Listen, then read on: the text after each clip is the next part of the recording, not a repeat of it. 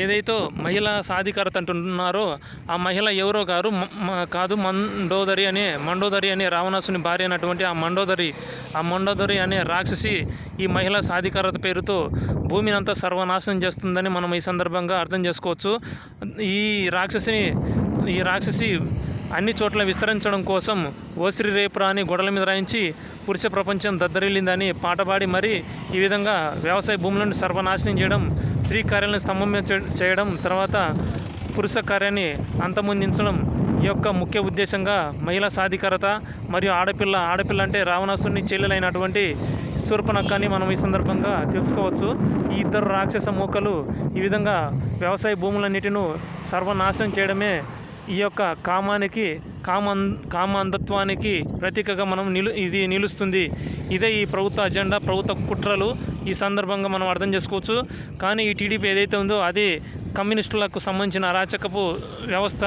ఇది ఎన్నికల మేనిఫెస్టోలో ఇక్కడ వ్యవసాయ భూములను కాంక్రీట్ దెబ్బగా మారుస్తానని ఎక్కడ చూపించలేదు. కానీ ఈ విధంగా గెలిచిన తర్వాత వ్యవసాయ భూములను ఇష్టారాజ్యంగా కాంక్రీట్ దెబ్బగా మారుస్తుందని మనం ఇక్కడ గుర్తించవచ్చు.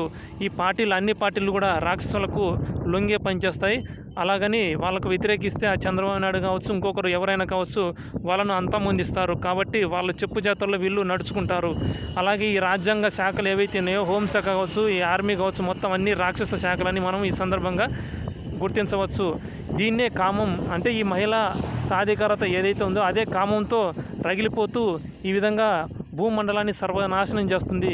కానీ ఈ దృష్టి మరల్చడం కోసం రివర్స్గా మహిళలే ఈ మహిళా సాధికారత ఏదైతే ఉందో దుష్టశక్తి అదే కామందంతో రగిలిపోవడమే కాకుండా ఎదుటి వాళ్ళు అత్యాచారం చేశారని రివర్స్గా కేసులు పెట్టడం ఈ యొక్క అరాచకానికి నిదర్శనము. అంటే ఈ ఆచారాలను హత్య చేసేది ఈ మహిళా దుష్ట శక్తే.